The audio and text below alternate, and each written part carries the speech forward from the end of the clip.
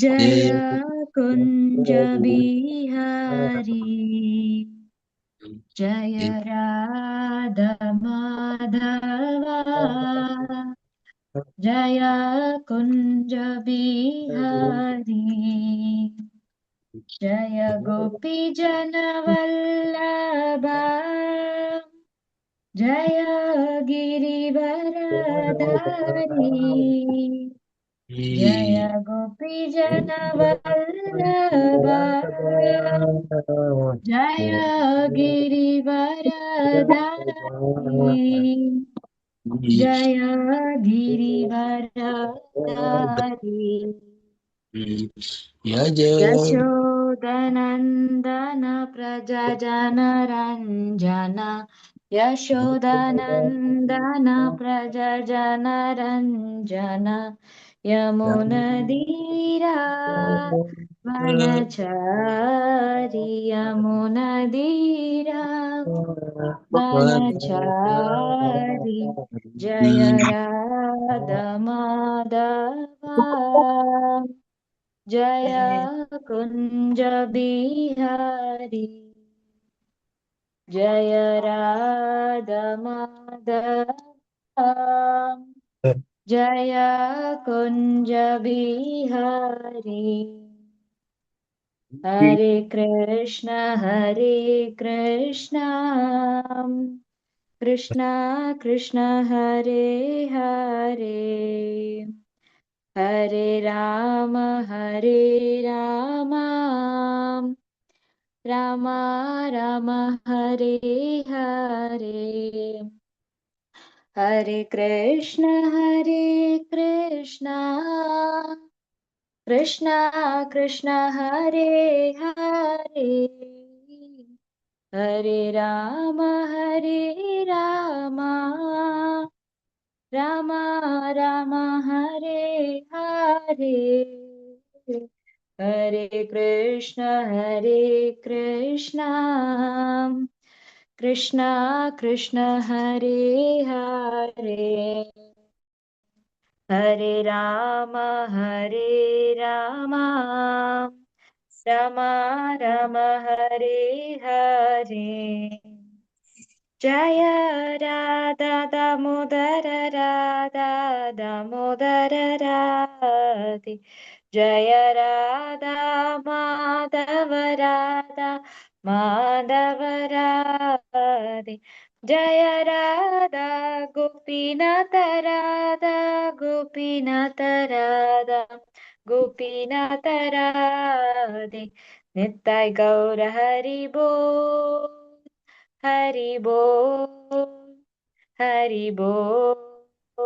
नित्य गौर हरि बोल नित्य गौर हरि बोल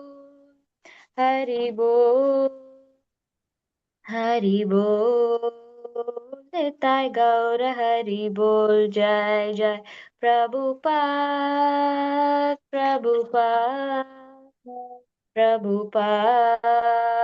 जय श्रील प्रभुपाद जय जय गुरुदेव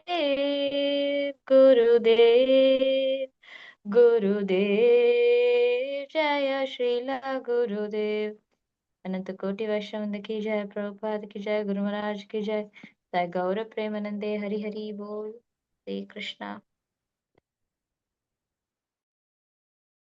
हरे कृष्णा माँ हरे कृष्णा जी हरे कृष्णा प्रभु जी हरे कृष्णा हरे कृष्ण माताजी எல்லாருக்கும் हरे कृष्णा எல்லாருக்கும் हरे कृष्णा हरि बोल माताजी हरे कृष्णा प्रभु हरि बोल हरे कृष्णा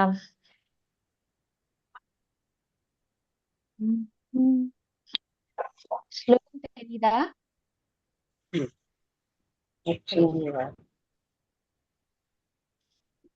ஸோ நம்ம இன்னைக்கு கிளாஸ் ஆரம்பிக்கலாம் இன்னைக்கு பகவத்கீதா 4வது அத்தியாயத்துல 4வது ஸ்லோகம் ரேணுகா மாதாஜி ராஜாவதி மாதாஜி நம்ம ரிப்பீட் பண்ணலாமா மாதாஜி ஹரே ஓகே மச்சி ஹரி ஓம் ஹரே கிருஷ்ணா பதம் 4 अर्जुन उवाच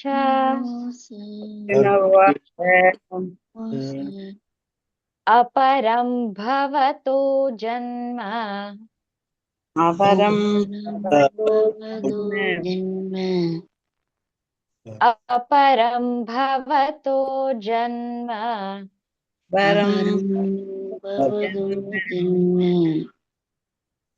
अपरं भवतो जन्म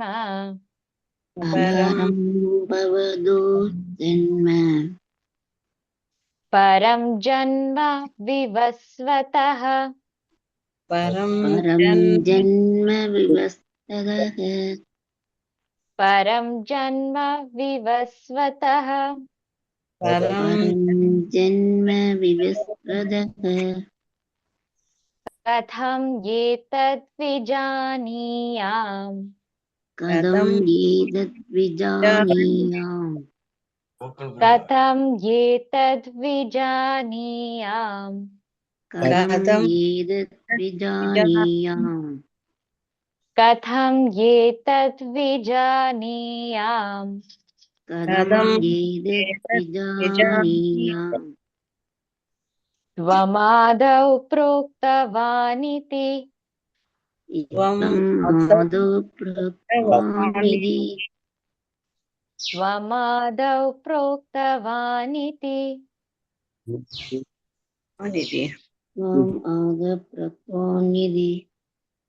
त्वमादौ प्रोक्तवानिति आदौ प्रोक्तवानिति अर्जुन उवाच अर्जुन उवाच अपरं भवतो जन्म अपरं भवतो जन्म परं जन्म विवस्वतः परं जन्म विवस्वतः कथं एतद्विजानीयाम् कथं एतद्विजानीयाम् त्वमादौ प्रोक्तवानिति आदौ प्रोक्तवानिति हरे कृष्णा राजवल्ली माताजी வாசிக்கிறீங்களா மாதாஜி? हरे कृष्ण माताजी पदम 4 अर्जुन उवाच अपरं भवतो जन्म परं जन्म विवस्वतः कथं एतद्विजानीयाम् त्वम् आदौ प्रोक्तवान् इति हरे कृष्ण ஹரே கிருஷ்ணா. தேங்க்யூ மாதாஜி. சந்திரசேகரன் பிரபுஜி வாசிக்கிறீங்களா? माताजी हरे कृष्ण माताजी। अर्जुन उवाच अपरं भवतो जन्म परं जन्म विवस्वतः कथं एतद्विजानीयाम् त्वमादौ प्रोक्तवान् इति हरे कृष्ण। ஹரே கிருஷ்ணா. தேங்க்யூ பிரபுஜி. சரஸ்வதி சுந்தரம் மாதாஜி வாசிக்கிறீங்களா? சரஸ்வதி சுந்தரம் மாதாஜி வாசிக்கிறீங்களா? माताजी अर्जुन उवाच अपरं भवतो जन्म परं जन्मं विश्वदादः पदम् एत्यद्विजानीयाम् आदौ प्रगोत्तवानिति हरे कृष्ण ஹரே கிருஷ்ணா. தேங்க்யூ மாதாஜி. சாந்தி 4வது பதம் பார்க்க போறாங்க. உன்னத அறிவு.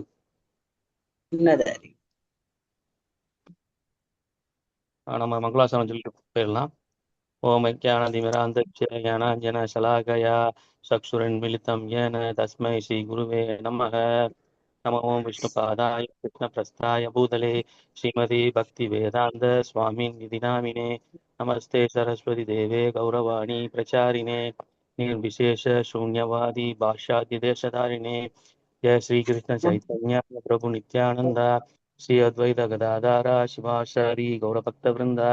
हरे कृष्णा कृष्ण कृष्ण हरे हरे हरे राम राम राम हरे हरे. कृष्णा பகவத்கீதை 4வது அத்தியாயம் 4வது ஸ்லோகம் உன்னத அறிவு. ஸ்லோகம் ரொம்ப அருமையா படிச்சீங்க எல்லாரும். அந்த டிரான்ஸ்லேஷன் யாராச்சும் படிக்கிறீங்களா மாதாஜி?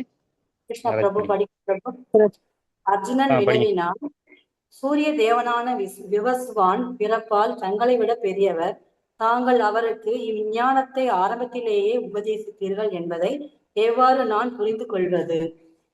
ஹரே கிருஷ்ணா பிரபு, தேங்க்யூ. ஹரே கிருஷ்ணா பிரபு.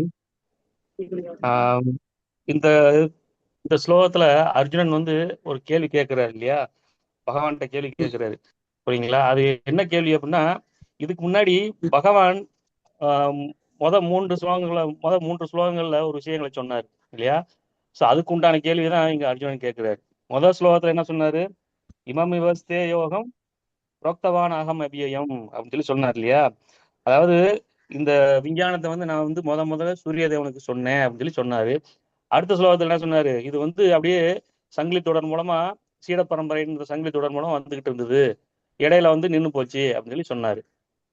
அதுக்கப்புறம் நீ வந்து அர்ஜுனன் பார்த்து சொன்னாரு, நீ வந்து எனக்கு நண்பனும் பக்தனும் அதனால நான் வந்து இந்த ரகசியத்தை வந்து உனக்கு சொல்ல போறேன் அப்படின்னு சொல்லி சொன்னார் இல்லையா, மூணாவது ஸ்லோகத்துல. ஸோ அது மட்டும் இல்ல, இப்ப அப்படி சொன்ன உடனே அர்ஜுனனுக்கு ஒரு சந்தேகம் வந்துருச்சு. என்ன சந்தேகம் அப்படின்னா, சூரிய பகவான் சுவாமிக்கு இவர் எப்படி சொல்லியிருப்பாரு அப்படின்னு. அதாவது ரெண்டு பேரும் ஒரே சமகாலத்தவர் தான், புரியுங்களா. அர்ஜுனனும் கிருஷ்ணரும் ஒரே வயசு தான், புரியுங்களா. இவங்க வந்து கிருஷ்ணர் வந்து தேவகியோட வயிற்றுல பிறந்தவராச்சே, நாங்க ரெண்டு பேரும் ஒரே வயசு தானே, நாங்க ரெண்டு பேரும் ஒன்னா விளையாண்டுட்டு இருந்தோம், இவர் எப்படி போய் சூரிய பகவான விவஸ்வானுக்கு எப்படி சொன்னாரு, அதுவும் ஆரம்பத்துல சிருஷ்டிக்கு ஆரம்பத்துல அப்படின்னு சொல்லி அர்ஜுனனுக்கு வந்து ஒரு சந்தேகம். அதான் கேட்கிறாரு, புரியுங்களா. நீங்கள் எப்படி இந்த விஞ்ஞானத்தை ஆரம்பத்திலே உபதேசித்தீர்கள் என்பதை நான் எப்படி புரிஞ்சுக்கிறது அப்படின்னு சொல்லி கேட்கிறாரு, புரியுங்களா. அவரு தப்பா சொல்லல, நான் எப்படி புரிஞ்சுக்கிறது அப்படின்னு சொல்லி கேட்கிறாரு, புரியுங்களா. ஸோ அந்த கேள்வி கேட்கறதுலேயே நமக்கு ஒரு தெரியணும், புரியுங்களா.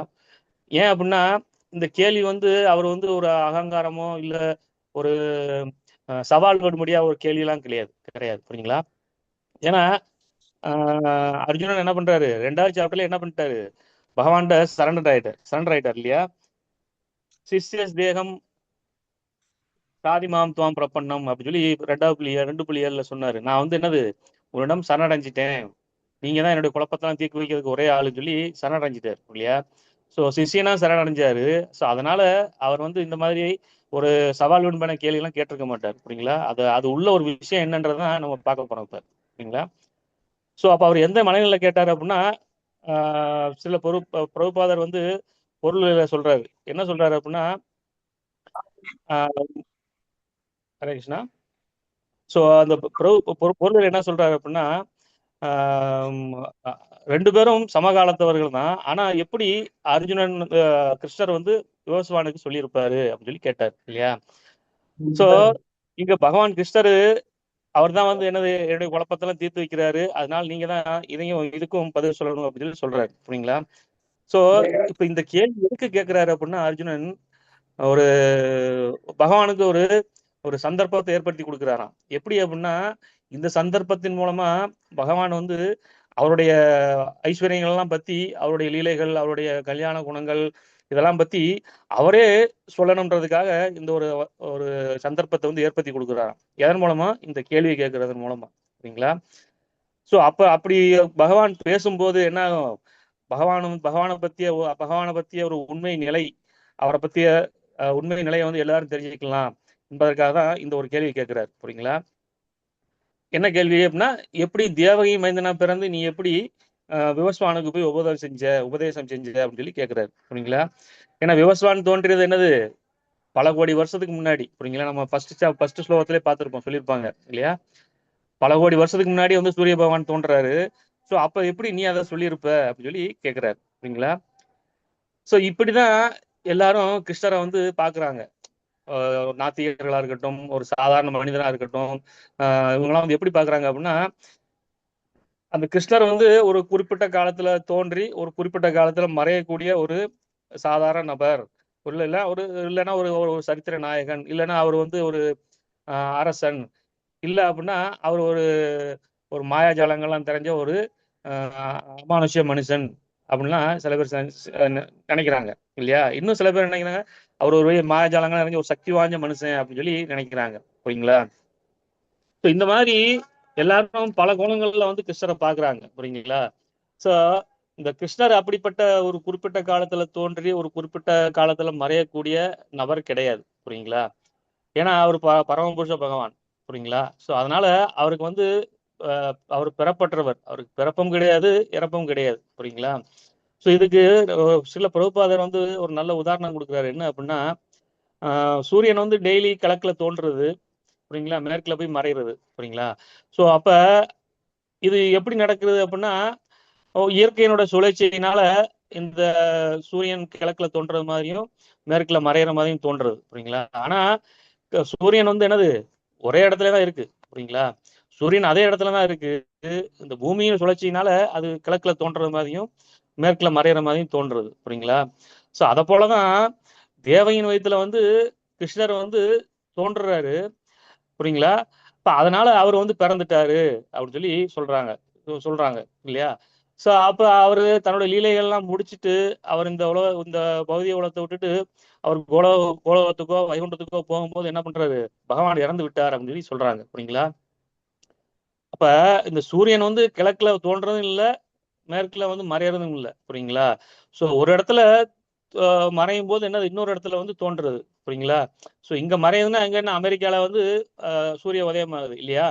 ஸோ அதை போல ஒரு இடத்துல அங்க அங்க மறைஞ்சுன்னா இங்க வந்து தோன்றுறது, புரியுங்களா? ஸோ அதை போல பகவான் வந்து எப்பவுமே சாஸ்வதமானவர், புரியுங்களா? அவர் வந்து நித்தியமானவர், புரியுங்களா? ஸோ அவரோட ரூபம், கல்யாண குணங்கள் எல்லாமே வந்து என்னது, நித்தியமானது, புரியுங்களா? அவருடைய லீலைகள் வந்து நித்தியமானது, புரியுங்களா? ஸோ இந்த லீலைகள் எல்லாமே என்னது, இந்த கோலோக விருந்தாவனத்துல எப்பவும் நித்தியமா நடந்துகிட்டே தான் இருக்கு, புரியுங்களா? ஸோ அப்ப அந்த லீலைகளோட ஒரு சிறு துளி தான் வந்து என்னது, இந்த ஜட உலகத்துல வந்து காண்பிக்கப்படுகிறது நமக்கு, புரியுங்களா?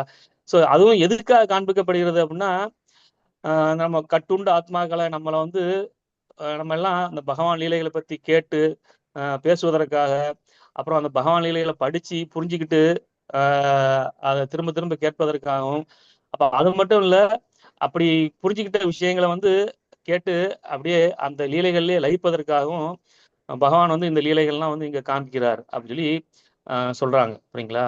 ஸோ பகவான் லீலைகள் எல்லாம் அப்படி அந்த மாதிரி நம்ம லயிக்கும் போது என்ன ஆகும் அப்படின்னா, நம்மளே மறந்துடுவோம், நம்ம இந்த பாடின்றதே மறந்துடுவோம், புரியுங்களா? நான் அப்பதான் என்ன பண்ண முடியும், நான் இந்த சரீரம் கிடையாது, நான் ஆத்மா அப்படின்றத, பகவானுடைய நித்தியமான தொண்டன் அப்படின்றத வந்து நமக்கு தெரிய வரும்.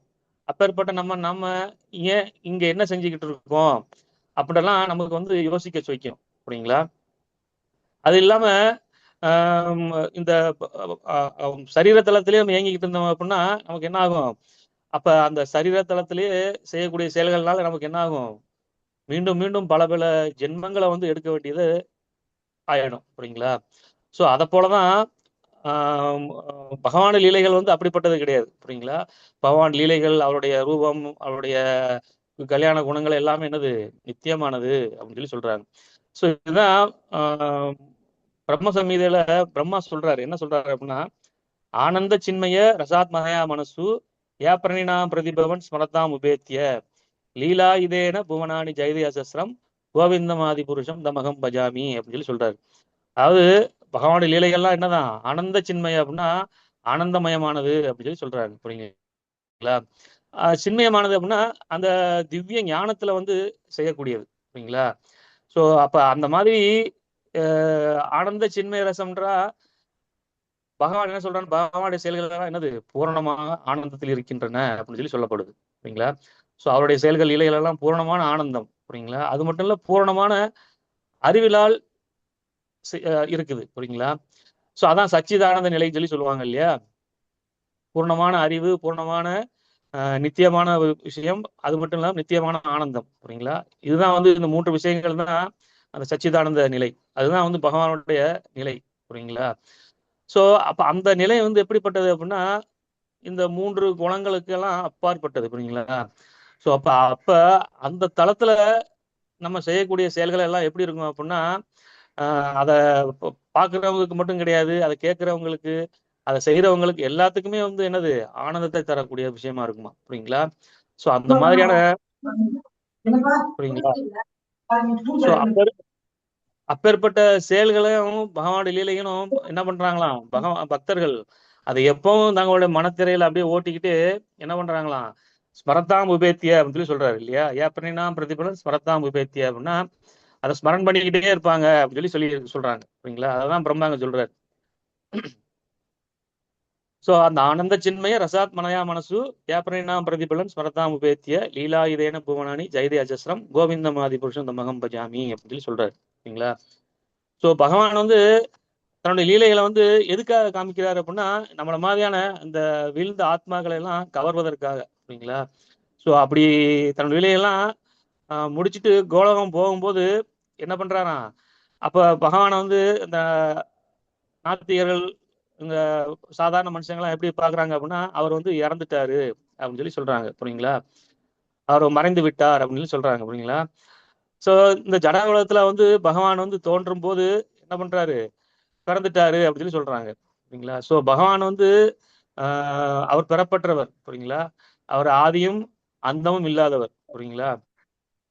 ஸோ அதனாலதான் அப்படி யார் நினைக்கிறாங்களோ அது என்னது ரொம்ப ஒரு அறிவில்லாதவர்கள் கேட்கக்கூடிய ஒரு கேள்வியா இருக்கும். புரியுங்களா? அது ஒரு சிறு பிள்ளைத்தனமான ஒரு கேள்வியா இருக்கும். புரியுங்களா? ஸோ அதற்காக தான் இங்க அர்ஜுனன் வந்து என்ன பண்றாரு, அந்த கேள்வியை கேட்கிறாரு. நீ தேவகியோட மகனாச்சு, எப்படி நீ சூரிய தேவனுக்கு உபதேசம் செஞ்ச அப்படின்னு சொல்லி கேட்கிறாரு. ஸோ அப்ப பகவான் வந்து தன்னுடைய விவரமா பதில் சொல்ல போறாரு இனி வரப்போறிய ஸ்லோகங்கள் எல்லாத்துலயும். அப்படி சொல்லும்போது என்ன சொல்ல போறாரு அப்படின்னா, பகவான் அப்படி இந்த ஜட உலகத்துல பகவான் ஏன் தோன்ற போறாரு, அப்படி தோன்றி அவர் என்ன செய்ய போறாரு, அப்ப அப்படி செய்வதற்கான காரணம்லாம் என்ன அப்படின்னு பகவான் வந்து இனி வரக்கூடிய ஸ்லோகங்கள் எல்லாம் அருமையா சொல்ல போறாரு. ஸோ அப்ப வந்து நமக்கு எல்லாம் தெரிய வரும் பகவானுடைய அந்த உண்மை நிலை என்ன அப்படின்றது. புரியுங்களா? ஸோ அப்ப அடுத்த ஸ்லோகங்கள்ல இருந்து அந்த விஷயங்கள் எல்லாம் நமக்கு ஒண்ணு ஒண்ணா தெரிய போறது பகவான் சொல்ல போறார். புரியுங்களா? ஸோ அப்ப அதுக்கு ஒரு சமயம் பகவானுடைய இந்த ஸ்லோகத்துல நம்ம புரிஞ்சிக்க வேண்டிய முக்கியமான விஷயம் என்ன அப்படின்னா, பகவான் கிருஷ்ணர் தான் என்னது பரம புருஷர், அவர் தான் புருஷோத்தமர், அவர் தான் வந்து என்னது முழுமுதற் கடவுள் அப்படின்றத நம்ம வந்து ஓரளவுக்கு புரிஞ்சுக்கணும். புரியுங்களா? புரிஞ்சாதான் நம்மளால என்ன பண்ண முடியும், இந்த பகவத்கீதையை வந்து படிக்க முடியும், படிச்சு எளிதா புரிஞ்சிக்க முடியும். அப்பதான் இந்த பகவத்கீதையில சொல்லப்பட்ட ஒரு ரகசியங்கள் எல்லாம் என்ன பண்ண தெரியும், நமக்கு வந்து புரிய வரும். புரியுங்களா? ஸோ அது இல்லாம பகவான் வந்து ஒரு சாதாரண நபர், அவர் வந்து ஒரு சக்தி வாய்ந்த நபர் அப்படிலாம் நினைக்கிறது வந்து அப்படி நினைப்பது மூலமா என்ன பண்ண முடியாது, நம்மளால பகவத்கீதையை வந்து அந்த உண்மை உருவில் வந்து புரிஞ்சிக்க முடியாது. புரியுங்களா? ஸோ பகவான் வந்து பரமபுருஷர், அவர் தான் சுப்ரீம் அப்படின்னு நம்ம எப்படி நம்பலாம், எப்படி சொல்லலாம்? அதுக்கு ஒரு 3 காரணங்கள் வந்து இருக்கு, மூணு விஷயங்கள் இருக்கு. அந்த 3 விஷயங்கள் இருந்துச்சுன்னா அவர் தான் வந்து என்னது சுப்ரீம்னு சொல்லுவோம். புரியுங்களா?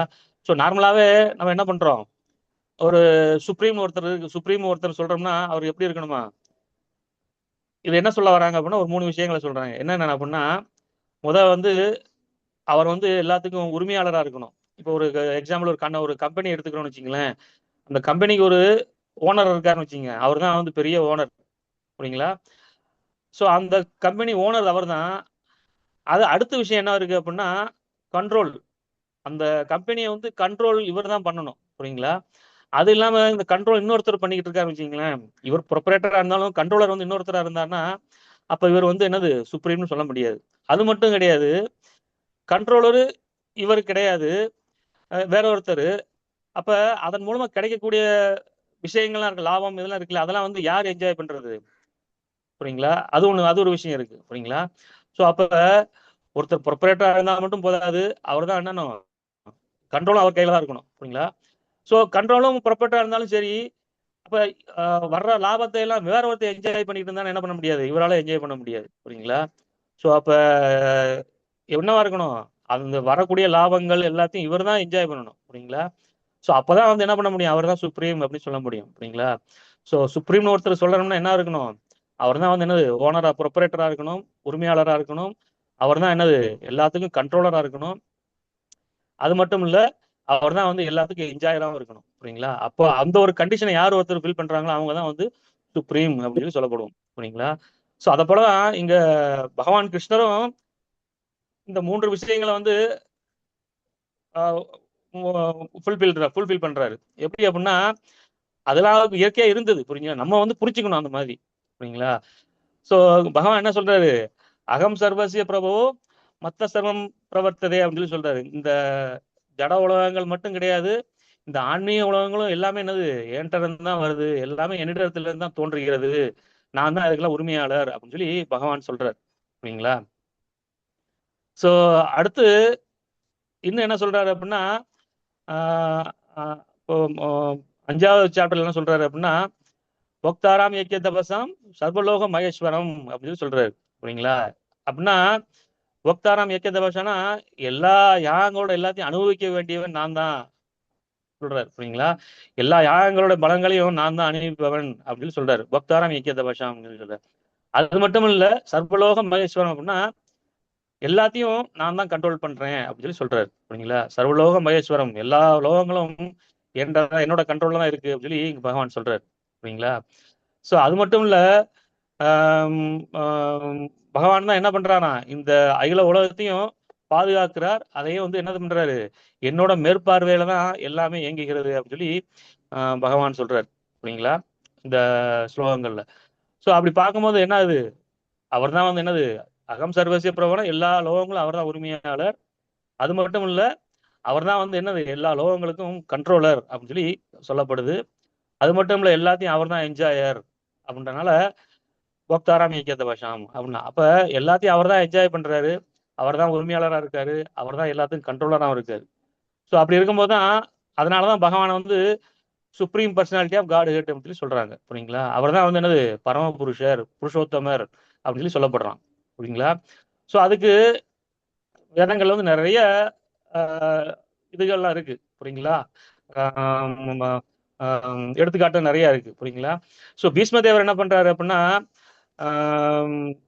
தன்னோட மரணப்படுக்கையில் இருக்கும்போது கூட அவர் என்ன சொல்றாரு, பகவானை பத்தி சொல்றாரு. அதாவது ஏசவை பகவான் சாக்ஷாத் ஆத்யோ நாராயணா புமான் மோகயான் மாயா லோகம் கூட சரதி விஷ்ணிஷு அப்படின்னு சொல்லி சொல்றாரு. புரியுங்களா? ஸோ இந்த கிருஷ்ணர் வந்து எப்படி இருக்காராம், இங்க இருக்கக்கூடிய பகவான் கிருஷ்ணர் வந்து சாக்ஷாத் ஆத்திய நாராயணன் அப்படி சொல்றாரு. புரியுங்களா? புமான் அப்படின்னா பரம அனுபவிப்பாளர் அப்படின்னு சொல்லி சொல்றாரு. யாரு? பீஷ்மர். சொன்னோம் இல்லையா, அனுபவிப்பவர், என்ஜாயர் அவர் தான் அப்படின்னு சொல்லி இங்க பீஷ்ம தேவர் சொல்றாரு. புரியுங்களா? ஸோ அது மட்டும் இல்ல, வியாசதேவர் என்ன சொல்றாரு அப்படின்னா, அவரும் பாகவத்துல 1வது கண்டத்துல என்ன சொல்றாரு அப்படின்னா, ஏதேசாம்ச கலாபும்ச கிருஷ்ணஸ்து பகவான் ஸ்வயம் அப்படின்னு சொல்றாரு. புரியுங்களா? அதாவது இப்ப இருக்கக்கூடிய அந்த அவதாரங்கள், அவருடைய அவதாரத்திலிருந்து வரக்கூடிய விரிவுகள் எல்லாமே என்னது, எல்லாத்துக்கும் மூலம் யாரு அப்படின்னா பகவான் தான் அப்படின்னு சொல்லி சொல்றாரு, கிருஷ்ணர் தான் அப்படின்னு சொல்றாரு. சோ கிருஷ்ணஸ்து பகவான் ஸ்வயம் அப்படின்னு சொல்லி சொல்றாரு. ஆனா கிருஷ்ணர் வந்து என்னது ஸ்வயம் பகவான் அப்படின்னு சொல்லி சொல்றாங்க. புரியுங்களா? வியாசர் சொல்றாரு, வேத வியாசர் சொல்றாரு. புரியுங்களா? சோ இந்த மாதிரி எல்லா பெரிய ஆச்சாரியர்கள், ரிஷிகள் எல்லாருமே வந்து என்ன பண்றாங்க, பகவான் கிருஷ்ணர் தான் முழுமுதற் கடவுள் அப்படின்னு சொல்லி சொல்றாங்க. சரிங்களா? ஸோ இதெல்லாம் வேதங்கள் நிறைய, நான் சொன்னது ஒரு சில இதுதான், டைம் இல்லாதனால நான் நிறைய சொல்ல வரல. ஸோ அதனால இந்த மாதிரி நிறைய எடுத்துக்காட்டுகள் இருக்கு பாகவதம் எல்லாத்துலயும். ஸோ இப்போ அதனால பகவான் கிருஷ்ணர் தான் வந்து என்னது முழுமுதற் கடவுள், அவர் தான் வந்து என்னது எல்லாத்துக்கும் புருஷோத்தமர் அப்படின்னு சொல்லி யார் ஒருத்தர் புரிஞ்சுக்கிறாங்களோ, அப்படி புரிஞ்சுக்கிருக்கும் போது என்ன ஆகும், நமக்கு இந்த பகவத்கீதையை வந்து புரிஞ்சுக்கிறதும் நமக்கு எளிமையா இருக்கும். அதனுடைய ரகசியங்கள்லாம் நமக்கு வந்து தெரிய வரும். புரியுங்களா? ஸோ அதை தான் இங்க சொல்ல வராங்க. புரியுங்களா? ஸோ இந்த ஸ்லோகத்தோட ஒரு முக்கியமான விஷயம் என்னதுன்னா இந்த விஷயம்தான். இந்த பகவான் கிருஷ்ணர் தான் என்னது சுப்ரீம், அவர் தான் வந்து முழுமுதற் கடவுள் அப்படின்றத புரிஞ்சுக்கணும். புரியுங்களா? ஸோ அப்படி புரிஞ்சுக்கிட்டோம்னா இந்த பகவத்கீதையோடைய ஆழமான ரகசியங்கள்லாம் நமக்கு வந்து முழுமையா வந்து புரிய வரும் அப்படின்னு சொல்லி சொல்லப்படுது. புரியுங்களா? அப்ப வந்து இந்த மனக்கற்பனைகளுக்கெல்லாம் இடம் கொடுக்காம நம்ம என்ன பண்ண முடியும், அந்த ஒரு சேவை மனப்பான்மை உண்டாகும். புரியுங்களா? ஸோ அப்ப அந்த சேவை மனப்பான்மை வந்து எப்படி உண்டாகும் அப்படின்னா, இந்த ஹரே கிருஷ்ணா மகாமந்திரத்தை நம்ம ஜெயிப்பதன் மூலமா நமக்கு அந்த சேவை மனப்பான்மை உண்டாகும். புரியுங்களா? ஸோ அந்த மகாமந்திரத்தோட மீனிங்கே என்னது, பகவான் ராதாராணிட்ட, ஸ்ரீமதி ராதாராணிட்ட என்ன பண்றோம், எனக்கும் சேவைகள் கொடுங்க அப்படின்னு கேட்கிறோம். புரியுங்களா? நீங்க பகவானுடைய சேவையில் நிச்சயமா ஈடுபட்டு இருக்கீங்க, எனக்கும் அந்த சேவையில வந்து ஈடுபடுத்துங்க அப்படின்றதுதான் அதோட மீனிங். புரியுங்களா? ஹரே கிருஷ்ணா மகாமந்திரத்தோட மீனிங். புரியுங்களா? யாருன்னு தெரியலன்னா இப்ப ஞாபகம் வச்சுக்கீங்க. புரியுங்களா? ஸோ அப்ப அந்த மாதிரி மகாமந்திரத்தோட மீனிங் என்னது, சேவையில ஈடுபடுத்துங்க அப்படின்றதுதான். புரியுங்களா? ஸோ அப்படி சேவையில ஈடுபடுத்தப்படும் போது நமக்கு என்ன ஆகும், அப்ப பகவானை பத்தி தெரிய வரும், பகவான் நிலைகளை பத்தி புரிய வரும். இப்போ பகவத்கீதையில உள்ள எல்லா விஷயங்களும் ரொம்ப ஆழமான ரகசியங்கள்லாம் கூட என்ன பண்ண முடியும், நம்மளால ஈஸியா புரிஞ்சிக்க முடியும். ஸோ இதுதான் வந்து இந்த ஸ்லோகத்துல வந்து அர்ஜுனன் கேட்கிறாரு. புரியுங்களா? ஸோ அந்த அர்ஜுனன் இந்த கேள்வி கேட்கறது மூலமா பகவானை சொல்ல வைக்கிறார், அவரை பத்தி அவரே சொல்ல வைக்கிறார். புரியுங்களா? ஸோ இப்போ நீங்க ஒரு கம்பெனிக்கு போறீங்க அப்படின்னா, அந்த கம்பெனில ஒரு மேனேஜர் இருக்க, சிஇஓ இருக்காருன்னு வச்சுங்களேன். அவர் பேர்லாம் எழுதியிருப்பார், பேர் போட்டு பின்னாடி பிஇ, எம்இ, எம்பிஏ எல்லாம் போட்டு கீழே என்ன போட்டிருப்பாரு, சீஃப் எக்ஸிக்யூட்டிவ் ஆஃபீஸர் சோலாம் போட்டிருப்பாங்க இல்லையா?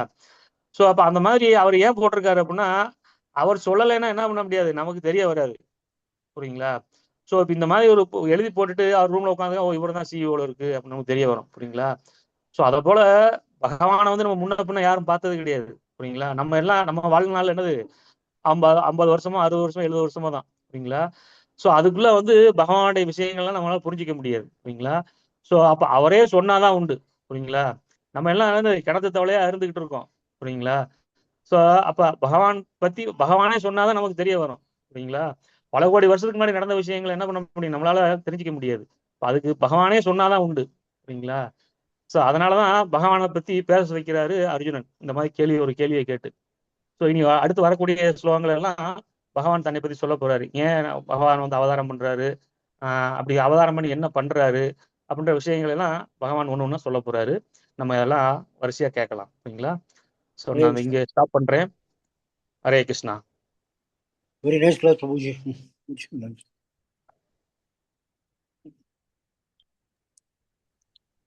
ஹரே கிருஷ்ணா. எதுவும் சந்தேகங்கள் இருந்தா கேட்கலாம், இல்லைன்னா ஆட் பண்ணலாம் கூட ஆட் பண்ணலாம். பிரபுஜி, ஒரு சொல்லுங்க சின்ன மகராஜ். சந்தேகம். இதுல ஒரு விளக்கம் கொடுத்திருக்காங்க. இந்த விளக்கத்துல கிருஷ்ணரின் ஜட இயற்கை குணங்களுக்கு உட்பட்ட சாதாரண மனிதனாக கருதும் நாத்திகர்களின் மனப்பான்மையை முறியடிப்பதற்காக செய்யப்பட்ட முயற்சி அப்படின்னு ஒரு விளக்கம் கொடுத்திருக்கு. அப்படின்னா நாத்திகர்களுடைய மனப்பான்மையை முறியடிப்பதற்கு இங்க என்ன முயற்சி செய்யப்பட்டிருக்கிறது கொஞ்சம் சொல்லுவீங்களா? இல்ல, அதுதான் இந்த கேள்வி கேட்கிறாரு இல்லையா, அந்த கேள்வி கேட்கறது மூலமா பகவானே சொல்ல வைக்கிறாரு. அப்ப நாம் நார்மலா மக்கள் என்ன நினைக்கிறாங்க, கிருஷ்ணர் வந்து ஒரு சாதாரண சரித்திர புருஷன், அவர் வந்து ஒரு அரசரா இருந்தாரு, அவர் வந்து ஒரு மாயமன், மாயாஜால வித்தைகள்லாம் தெரிஞ்ச ஒருத்தர் அப்படின்னு சொல்லி சொல்றாரு. புரியுங்களா? சோ அப்ப அந்த மாதிரி நம்ம எல்லாம் நினைச்சுக்கிட்டு இருக்காங்க, ஒரு சாதாரண ஒரு நாத்திகர்கள், ஒரு சாதாரண மனுஷங்கள்லாம். சோ அதெல்லாம் வந்து உடை தெரியறதுக்காக தான் பகவான் வந்து சொல்ல வர்றாரு, பகவானை பத்தி பேச வைக்கிறார். இது ஒரு பயோகிராஃபி மாதிரி போவோம். புரியுங்களா? பகவான் தன்னை பத்தியே சொல்லிட்டு இருப்பாரு. புரியுங்களா? அதுக்காக தான். சந்தோஷம். அது மட்டும் இல்ல, கிருஷ்ணர் வந்து தன்னை பத்தி சொல்லிக்கிட்டே போறாரு. 10வது சாப்டர்லாம் வந்து ஃபுல் அண்ட் ஃபுல் அவதான் சொல்லுவார், நான் இப்படி இருக்கேன், நான் அப்படிப்பட்டவன் இப்படிப்பட்டவன்லாம் சொல்லிக்கிட்டே போவார். புரியுங்களா? ஸோ அதை கேட்டுக்கிட்டே இருந்த அர்ஜுனனுக்கு என்ன ஆகும் அப்படின்னா, இவர் இப்படியே சொல்லிக்கிட்டே இருக்காரு, எனக்கு ஒன்றும் புரியலையே அப்படின்னு சொல்லி ஒரு கேள்வி கேட்கிறாரு. இதெல்லாம் நான் இப்போ நீங்க சொன்னதெல்லாம் எனக்கு கேட்டுக்கிட்டேன், ஆனா எனக்கு இது புரியல எப்படின்னு அப்படின்னு சொல்லி கேட்கிறாரு. அப்ப நீ வந்து உன்னுடைய உருவத்தை காமிச்சாதான் எனக்கு தெரியும்னு சொல்லி கேட்கிறாரு. அப்ப பகவான் என்ன பண்றாரா, அந்த 11வது சாப்டர்ல தன்னோட விஸ்வரூபத்தை காமிக்கிறார். சரிங்களா? ஸோ அப்ப அந்த விஸ்வரூபத்தை காமிக்கும் போது அர்ஜுனன் வந்து என்ன பண்றாரு, பயந்து நடுங்கி போயிறாரு. புரியுங்களா? நடுங்கி போய் என்ன பண்றதுன்னே தெரியலையா. ஏன்னா அது வரைக்கும் பகவான் இப்படிப்பட்டவன் அப்படிப்பட்டவன்லாம் பல விஷயங்களை சொல்றாரு. அதெல்லாம் கேட்டுக்கிட்டே இருந்த அர்ஜுனனுக்கு விஸ்வரூபத்தை பார்த்த உடனே அவருக்கு வந்து ஒன்றும் உடல, சுத்தி சுத்தி ஓடி வராராம், கீழே விழுந்து விழுந்து நமஸ்காரம் பண்றாரா, என்ன பண்றதுன்னு என்ன பேசுறதுனே தெரியலையா. புரியுங்களா? பயந்து போய் கடைசியில் என்ன பண்றாரு, கிருஷ்ணா எனக்கு இந்த ரூபத்தை பார்க்கவே பயமா இருக்கு, வேணாம், எனக்கு வந்து அந்த சியாமசுந்தர ரூபத்தையே காமி அப்படின்னு சொல்லி கேட்கிறாரு. புரியுங்களா? சோ இது வந்து ஒரு பக்தனோட ஒரு நிலை. ஆனா இதே இது துரியோதனனுக்கும் காமிச்சாரு, விஸ்வரூபத்தை காமிச்சாரு. புரியுங்களா? ஒரு சின்ன ஒரு விஸ்வரூபத்தை. ஆனா அவன் என்ன நினைச்சான், துரியோதனன், ஏ மாயாவா, நீ வந்து இந்த மாயாஜால பத்தியெல்லாம் காமிச்சு என்ன ஏமாத்த முடியாது அப்படின்னு சொல்லி துரியோதனன் வந்து அந்த மாதிரி பார்வை பார்த்தான். புரியுங்களா? சோ இதுதான் வந்து என்னது, ஒரு பக்தர்கள் பாக்குறதுக்கும் ஒரு அபக்தன் பாக்குறதுக்கும் உள்ள வித்தியாசம். சோ அந்த விஷயத்த வந்து பகவானே தன்னோட வாயால சொல்லணும்ன்றதுக்காக தான் அர்ஜுனன் வந்து இந்த மாதிரி ஒரு கேள்விகள் கேட்கிறான். ஹரே கிருஷ்ணா. சந்தோஷம் சந்தோஷம் சந்தோஷம். ஹரே கிருஷ்ணா பிரபுஜி. ஹரிகிருஷ்ணா பிரபு, ஒரு பாயிண்ட் நம்ம ஆட் பண்ணிக்கலாமா? 6 ஐஸ்வர்யங்களுக்கு முழுமையாக பெற்றவர். ஓகே மாதாஜி. 6 ஐஸ்வர்யங்களை முழுமையாக பெற்றவர் அவர்தான் பகவான். Yes, நம்ம sir. ஏற்கனவே பார்த்திருப்போம் இல்லையா? ஆமா. பகவான் அப்படின்னா 6 ஐஸ்வர்யங்களை வந்து முழுமையாக பெற்றவர் தான் Okay. இந்த பாயிண்ட் நம்ம பகவான். ஆட் பண்ணோம். ஓகே, நன்றி பிரபு. ஸோ ஹரே இந்த கிருஷ்ணா பிரபுஜி. ஹரேகிருஷ்ணா பிரபு சொல்லுங்க. இல்ல நீங்க சொல்லி முடியுங்க. சாரி பிரபு. இல்ல இந்த 6 ஐஸ்வர்யங்களையும் முழுமையா 100% பெற்றவர். அது மட்டும் இல்லாம எல்லாத்துக்கும் உரிமையாளர், எல்லாத்துக்கும் கண்ட்ரோலரா இருக்கணும், எல்லாத்துக்கும் எல்லாத்தையும் அனுபவிப்பாளரா இருக்கணும். புரியுங்களா? அவர் தான் என்னது முழு முதற் கடவுள், அவர் தான் என்னது புருஷோத்தமர், அவர் தான் பரம புருஷர் அப்படின்றத நம்ம டெஃபனேஷன் கொண்டு வரலாம். புரியுங்களா? Okay, thank you. ஹரே கிருஷ்ணா. ஹரே கிருஷ்ணா பிரபுஜி. சொல்லுங்க பிரபு. இந்த ஸ்லோகத்துல இல்ல, இதுக்கு முன்னாடி 2-3 ஸ்லோகத்துல கூட ஒரு வேர்டு படிச்சு அதுக்கான அர்த்தம் மட்டும் புரியல, சொல்லி கொடுங்க. அந்த புரோக்தாவான் அப்படின்னு சொல்றாங்க, சுப்ரீமா புரோக்தவான்னா சொல்லப்பட்டது அர்த்தம். அதே மாதிரி நீங்க பாத்தீங்கன்னா உபதேசித்தேன், மீனிங் பாத்தீங்கன்னா உபதேசித்தேன் அப்படின்னு சொல்றாரு. இமம் விபஸ்தே யோகம் புரோக்தவானாகம் அவ்யயம்னா, நான் வந்து இந்த யோகத்தை வந்து விவஸ்வானுக்கு சொன்னேன் அப்படின்னு சொல்றாரு, இந்த விஞ்ஞானத்தை அப்படின்னு சொல்றாரு. அதான் மீனிங். இதுலயும் அதே மாதிரி வந்துச்சு. ஓகே, சொல்றது சொல்றது புரோக்தா, உபதேசிக்கிறது. சொல்லுங்க மாஜி. 6 விதமான ஐஸ்வர்யங்கள்னா என்ன பிரபு, ஒரு தடவை சொல்லுங்க. 6 விதமான ஐஸ்வர்யங்கள் அப்படின்னா ஆக்சுவலா இந்த டெஃபினேஷன் யாரு கொடுக்குறாங்க அப்படின்னா பராசர முனிவர் இருக்காரு இல்லையா? பராசர முனிவர் யாரு அப்படின்னா வியாசதேவரோட தந்தை. அவர் தான் வந்து என்னது பராசர முனிவர். புரியுங்களா? ஸோ இந்த பராசர முனிவர் என்ன பண்றாரு அப்படின்னா விஷ்ணு புராணத்துல சொல்லியிருக்காரு, பகவானுக்குள்ள டெஃபினேஷன் வந்து அவர் கொடுக்குறாரு, அவர் தான் முதல்ல கொடுக்குறாரு. அப்ப அந்த டெஃபினேஷன் என்ன அப்படின்னா, அந்த 6 ஐஸ்வர்யங்களை வந்து முழுமையா 100% வச்சிருக்கணும் அப்படின்றாரு. புரியுங்களா? அது என்னென்ன ஐஸ்வர்யங்கள் அப்படின்னா அழகு, அறிவு, புகழ், வலிமை, அப்புறம் துறவு, அப்புறம் வந்து இன்னொரு விஷயம் என்னது, அழகு, அறிவு, செல்வம். இந்த எல்லாத்தையும் இந்த 6 விஷயங்களும் வந்து என்னது முழுமையா இருக்கணும். புரியுங்களா? 100% இருக்கணும். அவர் தான் வந்து என்னது பகவான். பகவான்னா வான்னா என்னது தோஸ் ஹூ பொசஸ்ன்னு அர்த்தம். நம்ம பைல்வான் அப்படின்னு சொல்றோம் என்னது, தனவான் அப்படின்னா என்னது தனங்களை கொண்டவர், பைல்வான் அப்படின்னா பலங்களை கொண்டவர், பலமான பலங்களை கொண்டவர், குணவான் நல்ல குணங்களை கொண்டவர். அந்த மாதிரி பகவான் அப்படின்னா அப்படின்னா இந்த 6 ஐஸ்வர்யங்கள், இந்த 6 ஐஸ்வர்யங்களையும் முழுமையா பெற்றவர் தான் யாரு பகவான் அப்படின்னு சொல்லி டெஃபினேஷன் கொடுக்குறாரு. புரியுங்களா? ஸோ இந்த விஷயங்கள்லாம் நம்மகிட்ட இருக்கு, ஏன்னா நம்மளும் வந்து பகவானுடைய ஒரு பின்ன பகுதி தானே. அதனால இந்த விஷயம் 6 விஷயங்கள் நம்மகிட்ட இருக்கு, ஆனா முழுமையா இருக்காது. இப்ப ஐஸ்வர்யா இருக்காங்க அப்படின்னா அவங்க வந்து 1995 96 என்னது உலக அழகியா இருந்தாங்க. அப்போ வந்து அவர் ரொம்ப அழகா இருந்தாங்க. இப்ப எப்படி இருக்காங்க? அந்த அழகு குறைஞ்சிக்கிட்டே வருது இல்லையா? புரியுங்களா? ஸோ நம்மகிட்ட இருக்கிறது என்னது கொஞ்சோண்டு தான் இருக்கும், அளவுல கொஞ்சோண்டு தான் இருக்கும். புரியுங்களா? ஆனா பகவான்கிட்ட இருக்கிறது என்னது 100%.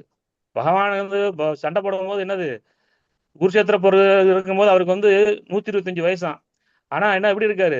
ஒரு 16 வயசு இளைஞனை போல இருக்காரு. புரியுங்களா? எப்பவும் அதே இதுலயே இருப்பார். புரியுங்களா? ஸோ அந்த மாதிரி அவருக்கு பலம், செல்வம் வந்து லட்சுமி தேவியே என்ன பண்றாங்க, அவங்க கூட இருக்காங்க. புரியுங்களா? நம்மகிட்ட இருக்க செல்வம் என்ன வரும் போகும். புரியுங்களா? ஆனா பகவான் என்னது நிச்சயமா லட்சுமி தேவி இருக்காங்க மார்பிலேயே. அப்ப அதனால எப்பவும் செல்வத்தை உடையவர் தான் அவர். புரியுங்களா? எல்லாமே நம்ம கிட்ட இருக்கிறது எல்லாமே அழியக்கூடியது இல்ல பிரபு. அழியக்கூடியது சீக்கிரம் வந்து நம்மளை விட்டு போயிடும். இந்த உடல் போகும்போது எல்லாமே போயிடும். புரியுங்களா? நம்மளுடைய அழகு, அறிவு, பலம் இது எல்லாமே என்ன ஆகும், நம்மளை விட்டு போயிடும். புரியுங்களா? அதாவது முகமது அலி பத்தி கேள்விப்பட்டீங்களா? பாக்ஸிங் ஒரு சாம்பியன், வேர்ல்டு சாம்பியன் அவர் முகமது அலி. ஒரே குத்துலயே வந்து பல பேர் நாக் அவுட் பண்ணவர். புரியுங்களா? 10 ரவுண்டு அதெல்லாம் போகணும் அவசியம் கிடையாது. ஃபர்ஸ்ட் ரவுண்ட்லயே நாக் அவுட் பண்ணி வெளியே அனுப்பின ஆளு அவரு. அந்த மாதிரி ஒரு பலம் வாய்ந்தவர் ஒரு முகமது அலி. ஆனா அவர் கடைசியில் எப்படி இருந்தாரு, அவருடைய கையெல்லாம் நடுங்கிட்டு அவருடைய காஃபி கூட அவரால் காஃபி கிளாஸை கூட தூக்க முடியாத அளவுக்கு அந்த அளவுக்கு இதாயிட்டாரு. புரியுங்களா? பலம் போயிடுச்சு. புரியுங்களா? ஸோ நம்மளுடைய பலம் கைகால் நடுக்கம் எல்லாம், ஏன்னா அந்த அடி வாங்கி என்னாச்சு, நரம்புகள்லாம் அந்த மாதிரி ஆகிப்போச்சு. புரியுங்களா? ஸோ நம்மளுடைய பலம் வந்து அப்படிதான். புரியுங்களா? ஆனா பகவானுடைய பலம் அப்படி கிடையாது.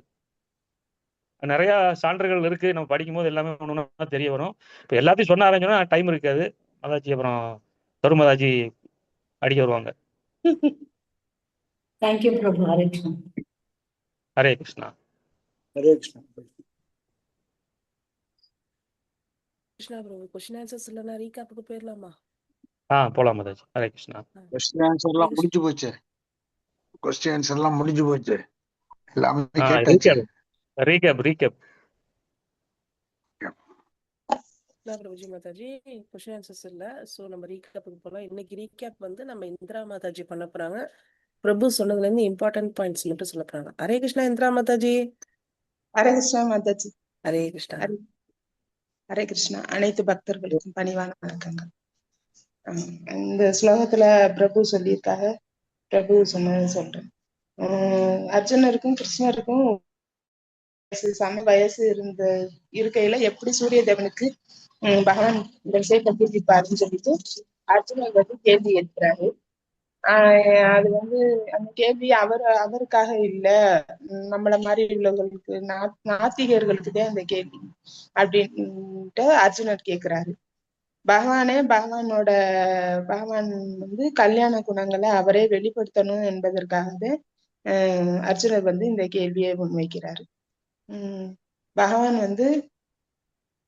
வந்து எல்லாரும் தோன்றி மறையிறது. அப்ப ஏன் இப்ப கிருஷ்ணர் இப்ப நம்மளுக்கு பார்க்க முடியல அப்படின்னு சொல்லி கேள்வி எழும் அப்படிங்கிறது தானே. கிருஷ்ணர் வந்து தோன்றி மறையக்கூடியவர் இல்ல, அவர் எப்போதுமே நிரந்தரமா இருக்கக்கூடியவர் அப்படிங்கிறாங்க. இதுக்கு எடுத்துக்காட்டா சூரியனின் மறைவும் தோற்றத்தையும் சொல்றா. சூரியன் மறைந்து இருக்கிற மாதிரிதான் இருக்கும், ஆனா நிரந்தரமா இருக்கு. அது மாதிரி பகவான் நிரந்தரமானவர், நித்தியமானவர். அவருடைய குணம், லீலைகள், அவரோட கல்யாண குணம் எல்லாமே நித்தியமானவை அப்படிங்கிறது சொல்லியிருக்காங்க. நாம என்னன்னா சரீர கண்ணோட்டத்துல பாக்குறதுனாலதான் நம்மளால புரிஞ்சுக்க முடியல. ஆத்ம கண்ணோட்டத்துக்கு வந்து இந்த 3 குணங்களையும் அப்பாற்பட்டு கடந்து போகையிலதான் பகவானோட லீலைகள் எல்லாத்தையும் நம்மளால புரிஞ்சுக்க முடியும். அப்புறம் சொல்லியிருக்கா, எப்படி பகவான் தான் முழு முதற் கடவுள்னு எப்படி நம்ம இது பண்ணிக்கிறது புரிஞ்சுக்கிறது அப்படிங்கல. அவரு யாருமே வந்து அதுக்கு எடுத்துக்காட்டா ஒரு கம்பெனிக்கு ஓனர், அந்த பிரபஞ்சத்துக்கே அவர் தான் ஓனர் அப்படிங்கிறாங்க. 2வது கண்ட்ரோலர், 3வது வந்து அனுபவிப்பாளர். அவர் ஒருத்தர் தான் எல்லாத்தையும் அனுபவிக்க கூடியவர் அப்படின்னு சொல்லியிருக்காங்க. இந்த 3ஐயும் செய்பவர் பகவான் கிருஷ்ணர். அப்புறம் 6 ஐஸ்வர்யங்களும் முழுமையா பெற்றிருப்பவர் பகவான் அப்படின்னு சொல்லியிருக்காங்க. இத நம்ம புரிஞ்சுக்கணும். பகவான் தான் எல்லாத்துக்கும் உரிமையாளர், கண்ட்ரோலர், ஓனர், அனுபவிப்பாளர், ஐஸ்வர்யங்களுக்கு சொந்தக்காரர் எல்லாத்தையும் புரிஞ்சுக்கிட்டு அவர்கிட்ட சேவை செய்யலதான் அதை வந்து நம்மளால புரிஞ்சுக்க முடியும் அப்படிங்கிறத பிரபு அழகா சொல்லியிருக்கிறாங்க, புரிஞ்சுக்கிற மாதிரி சொல்லியிருக்கிறாங்க. நம்ம கிணத்து தவளையா இருந்துகிட்டு இதா இருக்காம நம்ம வந்து சரீர கண்ணோட்டத்தை விட்டுட்டு ஆத்ம ரீதிக்கா வந்து பகவானோட சேவையில ஈடுபடும் போதுதே முழு முதற் கடவுள் பகவான் கிருஷ்ணர்னு நம்மளால புரிஞ்சுக்கணும். ஹரே கிருஷ்ணா மாதாஜி. ஹரே கிருஷ்ணா பிரபு. இதுதான் நான் கொஞ்சம் புரிஞ்சுக்கிட்டது Prabhu. Hare Krishna. Hare Krishna. Hare Krishna Mataji. Thank you for recapping Mataji. Nice recap.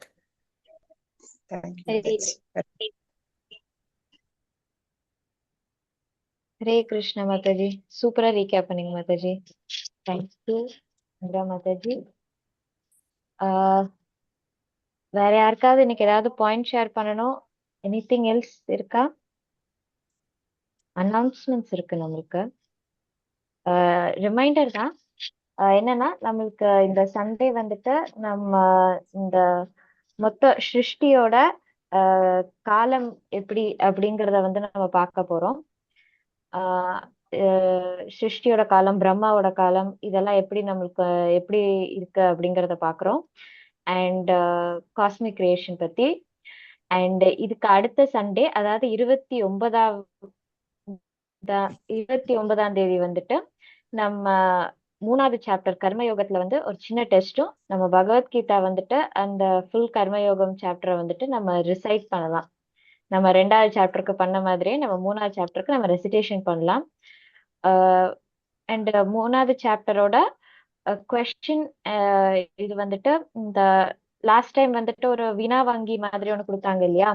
So அதை வந்து இந்த சாப்டருக்கும் மோஸ்ட்லி இன்னைக்கு இல்லை நாளைக்குள்ள வந்து நம்மளுக்கு கீதா மாதாஜி வந்து உங்களுக்கு ரெடி பண்ணி கொடுத்துருவாங்க. Mataji, anything else?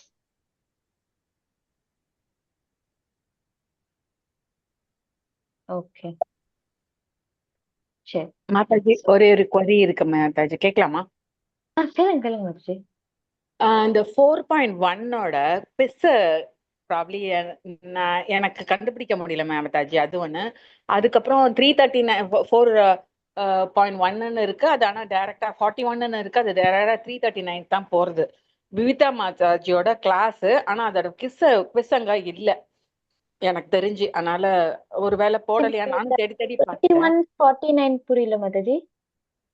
339 லிங்க் வந்து 441 இருக்கு, சாரி 341. ஆனா கிளிக் பண்ணா 339 தான் காமிக்கிறது எனக்கு. நான் அது ஏற்கனவே பண்ணிட்டேன்.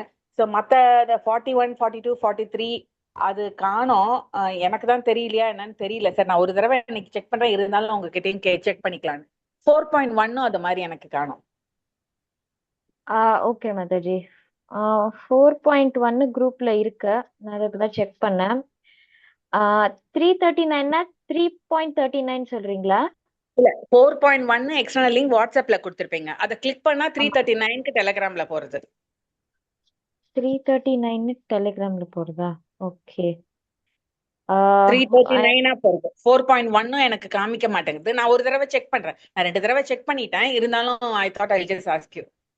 சரி, ஷூர் மாதாஜி.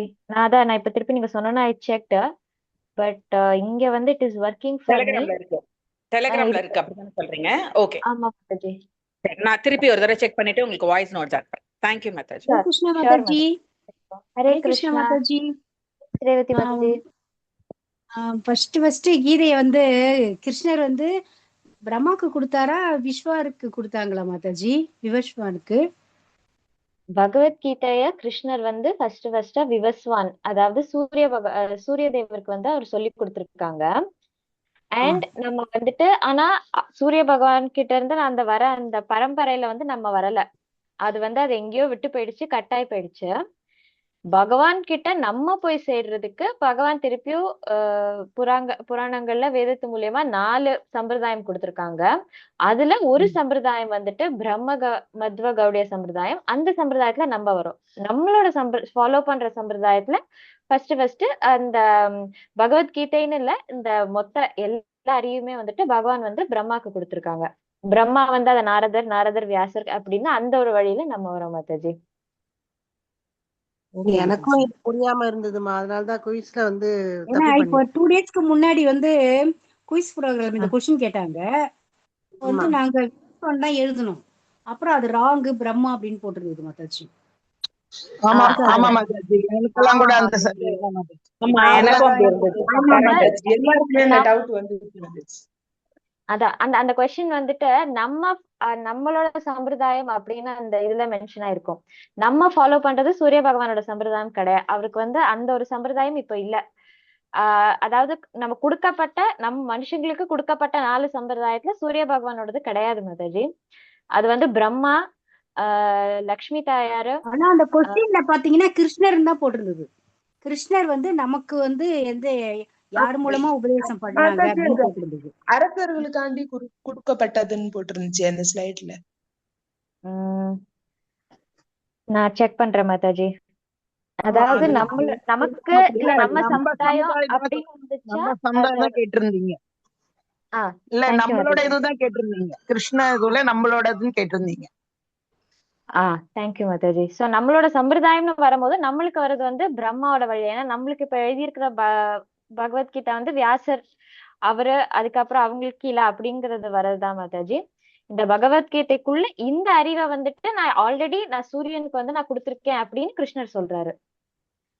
அங்க சூரியர் கொடுத்து சூரியன் மனு வந்துட்டு இஷ்வாகு அவங்க மாறி மாறி அப்படி கொடுத்த அந்த வழியை வந்து நம்ம ஃபாலோ பண்ணல.